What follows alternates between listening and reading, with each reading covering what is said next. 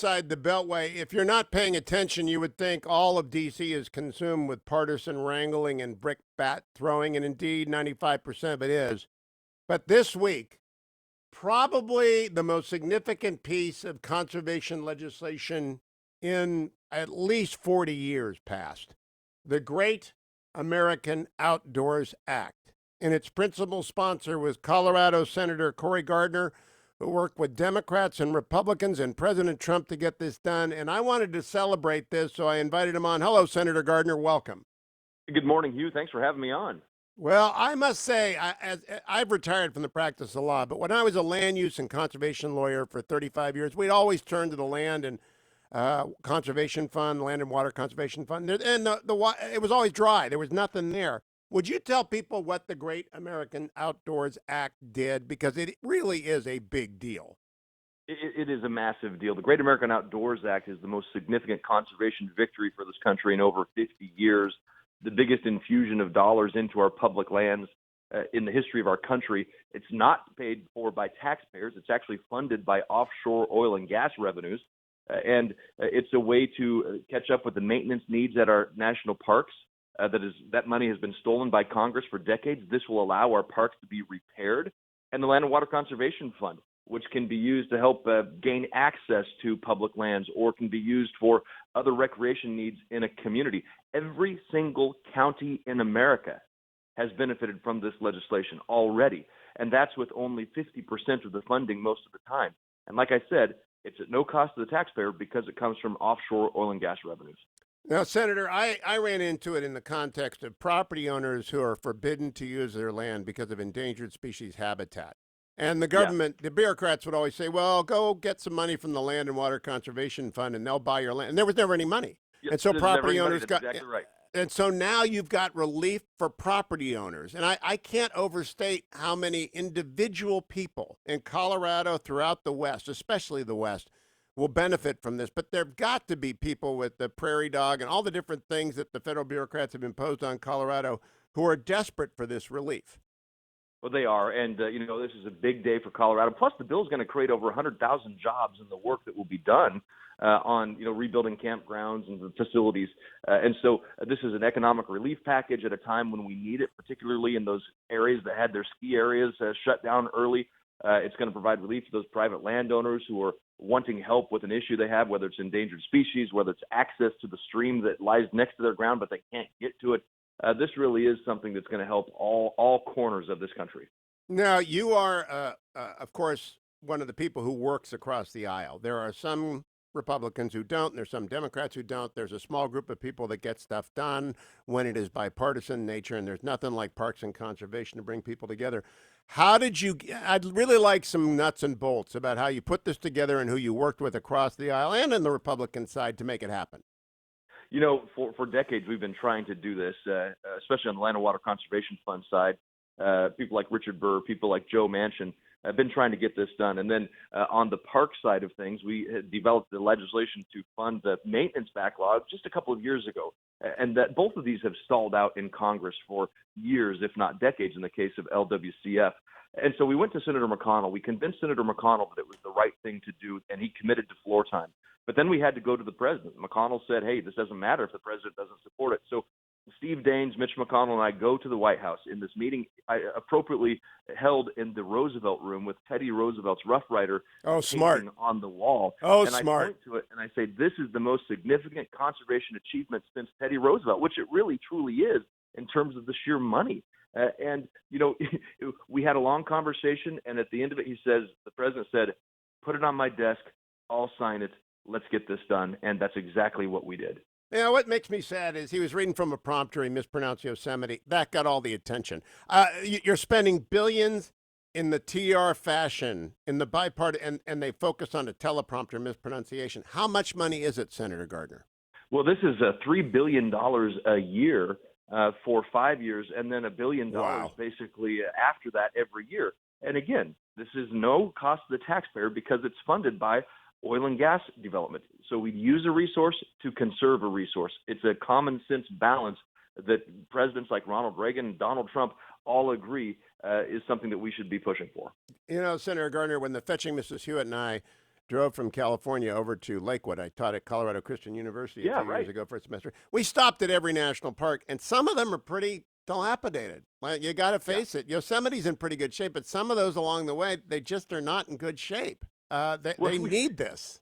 that's exactly right. Secretary Perdue and I went to a Forest Service campground uh, you can't even get to because the bridge was wiped out 10 years ago. So you have a campground you can't get to because the bridge got wiped out 10 years ago. So this asset that is owned by the public is simply sitting there wasting away and nobody can use it. So there's a lot of things that this is going to do. It's going to create jobs, it's going to create opportunity, and millions of Americans for generations to come will benefit. At the signing ceremony, President Trump name checked you and Senator Daines. I'm wondering if the Colorado House delegation also supported the bill.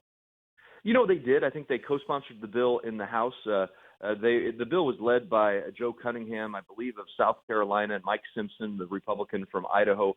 I think this is one of those bills where they had supported the Democrats. I'm sorry, that's the House Democrats. The House Republicans ended up, I think, in the delegation voting against it for various reasons, but they all understand the importance of the outdoors to Colorado. I would have wished the opportunity to talk to them because it is so important to property owners that if the government is going to seize their land, that they have recourse to monetary compensation, not the wampum that people get in terms of transferable development rights and all that Right. nonsense. They get the money at fair market value, and now they'll be able to do that. So hats off to you. Do you know how much Colorado gets specifically and how much California gets specifically, or does that depend upon the administrators in place at the time the money is spent? It's going to depend on the project list that they come out with, but they've just got a couple months to put that priority list out, so we'll know very soon. But if you think about a state like Colorado, where our maintenance backlog alone is approaching $250 million in our national parks, that's it's 125, 150 million just for that portion of the bill, with additional dollars for the Forest Service, for BLM, Fish and Wildlife Service, as well as the Land and Water Conservation Fund. For a state like California, you're probably approaching, I don't know the numbers off the top of my head, but probably 500, 600, 700 million dollars because of the maintenance backlog needs. All right. Now I want to switch to the Wall Street Journal this morning. Senator Gardner, you are a strong supporter of the Second Amendment. Your opponent in the race is not, former Governor Hickenlooper. I note that the National Sports Foundation says there was a 122% increase in gun purchases year over year in July. 122%. And that 40% of these are new gun purchasers. Why are Coloradans buying guns as well as the rest of Americans buying guns? Well, first of all, I think a lot of these numbers represent people who opposed the Second Amendment, pretty liberal Democrats who have seen what's happened with the violence around our communities. When you defund the police, there are consequences. When you defame the police and you don't want law enforcement, which apparently many of them don't, you are worried for your family's protection and your communities. And so I wouldn't be surprised if a big number of them are liberal Democrats who aren't going to tell anybody they bought a gun because they're worried about what happens if their friends found out the hypocrisy of their statement. But look, the Second Amendment is important to Colorado. My opponent, John Hickenlooper, actually called rural Coloradans backwards because of our belief in the Second Amendment. He lied to county sheriffs about his position on the Second Amendment. Can you imagine him under the control of Nancy Pelosi and Chuck Schumer in Washington? It would be devastating to our rights.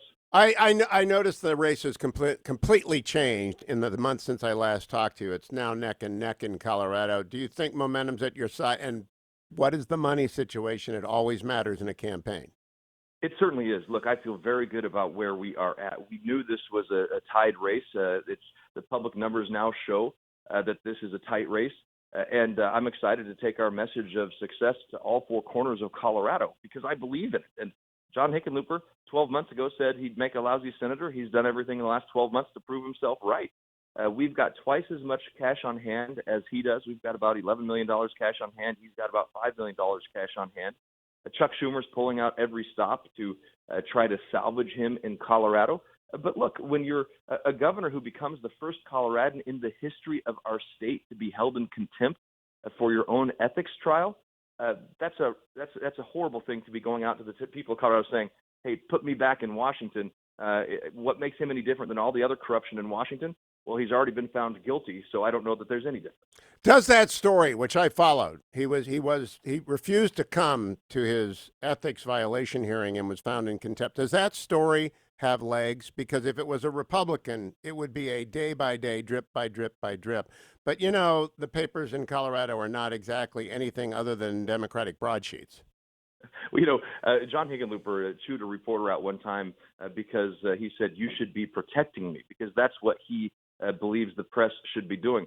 But he can't hide from the fact that he took hundreds of thousands of dollars in taxpayer money out of the post 9/11 Economic Recovery Fund to pay for his attorney in a trial in which he was found guilty of violating the state's constitution. He can't hide from the fact that he took dozen upon dozen private flights with billionaires in violation of the ethics laws around the country. And just because 90 plus of the offenses happened outside of the statute of limitations, I call on him each and every day to tell the truth, to disclose those trips. If he has nothing to hide, why is he hiding it? Oh, the trips are still not public? Because many of them fell behind after the statute of limitations. So while he says he's innocent of all these charges, they weren't even considered because of the statute of limitations. So if there's nothing wrong, tell the truth, John. That's all he has to do, and he refuses to. And you know what? In my opinion, he ought to repay the taxpayers for the $100,000 that he took from them because he was found guilty in violation of the state constitution. You know, all those flights have logs, Senator Gardner. People like Brett Shear at the Free Beacon have followed Claire McCaskill around 2 years ago. Have any reporter, even one, gone into the logs of his private flights?